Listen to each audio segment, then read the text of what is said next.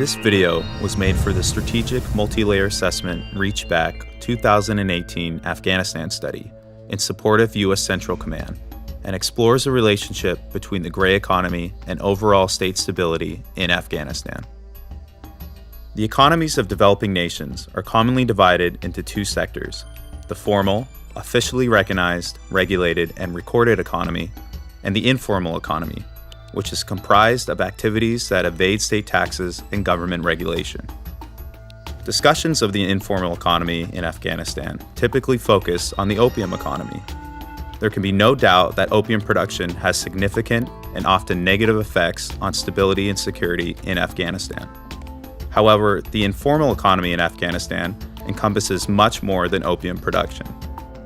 In fact, estimates in the informal labor force and of the informal GDP range from 80 to 90% of total economic activity within Afghanistan.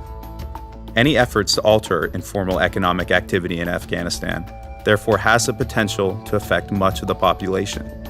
Distinguishing between the various types of activities that comprise the informal economy enables us to better understand the effects that a strong informal economy has on Afghan stability and the potential pitfalls of attempting to curb such activity. The prominence of Afghanistan's informal economy is consistent with the rest of the developing world. What distinguishes Afghanistan, however, is the size of its opium economy. The simple formal and informal economic dichotomy fails to clarify a crucial distinction between two very different modes of informal activity: black and gray. The black economy includes the exchange of goods and services that are themselves illegal, such as opium production, smuggling, and human trafficking. The gray economy, on the other hand, is comprised of activities that are, for the most part, legal, but for which people fail to pay relevant taxes or comply with regulations, what we might typically think of as under-the-table work and transactions. As a result, this makes accurate measurement of the size and scope of gray economies problematic, and available data is limited to estimates or indirect measures. In this video, we will be focusing exclusively on the gray economy. NSI's earlier pathways analysis of the buffers and drivers of reconciliation and reintegration in Afghanistan reveals the paradoxical but critical role the gray economy plays in economic, social, and governing stability in Afghanistan. Distinguishing between gray and black economies is critical to such an analysis, as the relationship to governance and security are structurally different. Building on the pathways research and analysis, NSI has constructed loop diagrams to map the influence of the gray economy on economic, social, and governing stability in Afghanistan. Loop diagrams are a powerful way to analyze how elements of a complex system are interrelated, as the node and edge structure enables us to identify both direct relationships and more complex balancing and reinforcing loops within the system.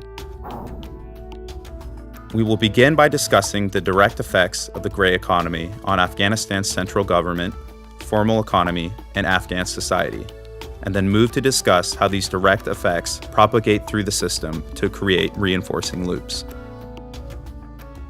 Academic research finds that the size of a state's informal economy is negatively related to the quality of its governing institutions. Weak institutions and the weak rule of law encourage the growth of a country's informal economy. Several aspects of weak governing capacity in Afghanistan, such as low tax and customs revenue, contribute to the continued strength of the gray economy. This lack of revenue erodes the strength of the institutions and the capacity of the government to provide services. Poor financial infrastructure has seen much of Afghanistan's revenue collection remain decentralized and cash-based, further decreasing collection rates and facilitating corruption.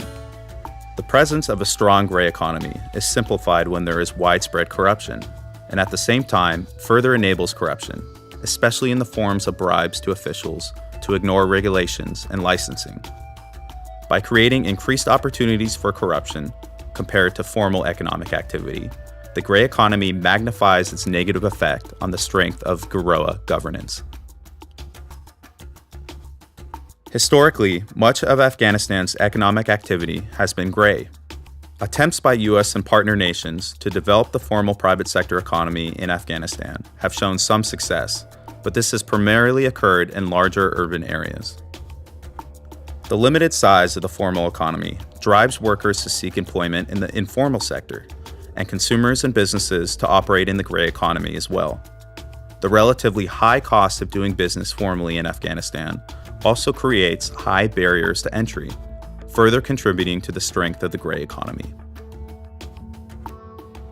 Employment opportunities provided by the gray economy do, however, increase consumer purchasing power and provide a source of investment for those with capital, some of which crosses over into the formal economy. The opium economy is also a significant source of income for many rural Afghans. As with money earned in the gray economy, some of this transfers over into the formal, although much remains in the gray, especially in rural areas due to the limited size of the formal economy. Access to goods, services, and employment through the gray economy helps many Afghans meet their basic needs, particularly in rural areas.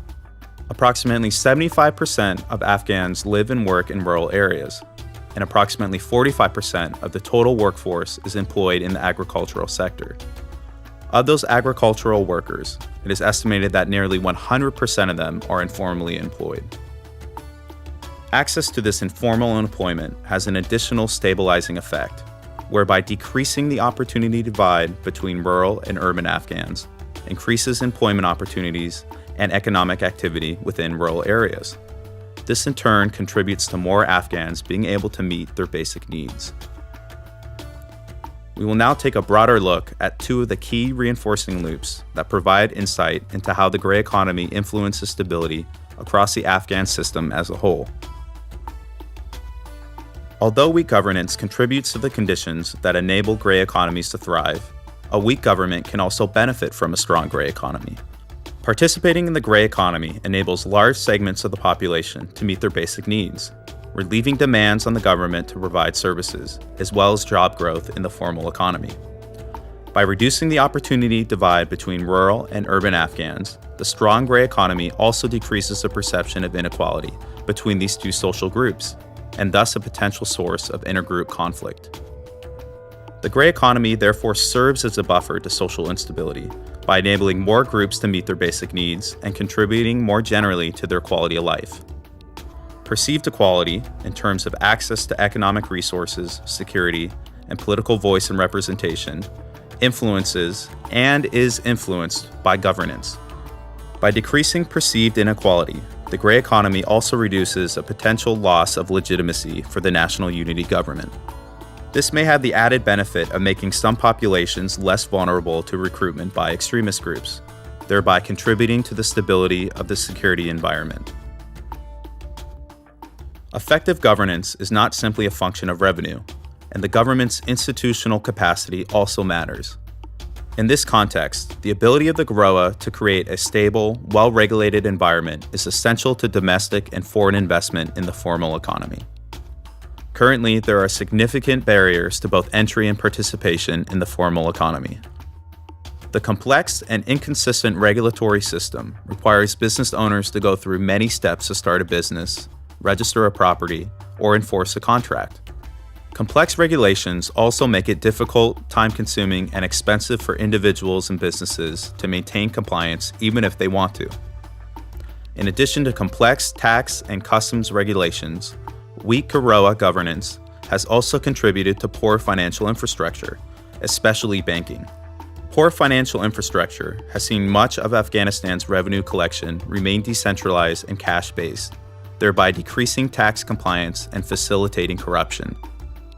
There's also a lack of trust in banking institutions, particularly following the 2010 Kabul bank collapse and the resulting lack of access to finance for many Afghans.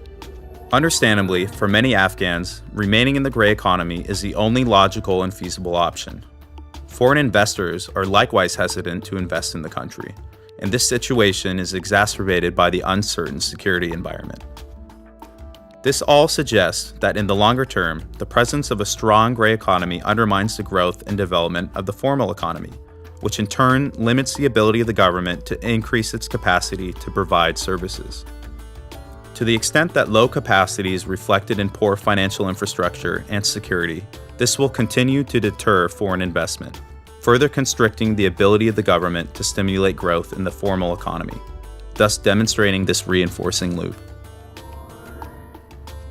Despite the lack of definitive data on the scope of gray economic activity in Afghanistan, we know that a large percentage of the population, especially in rural areas, participates in and depends on the gray economy. In the short term, therefore, the National Unity Government benefits from the strength of the gray economy, which acts as a significant buffer against social and governing instability. The National Unity Government benefits in this way. Pressure for the government to provide resources and stimulate growth in the formal economy is decreased. Quality of life, especially for rural Afghans, is more secure. This reduces the population's vulnerability to recruitment by extremist groups, and additionally, the incentives to enter into the opium economy, both of which are significant factors contributing to the instability of the security environment. In the longer term, continuation of this situation does present risks to governing stability.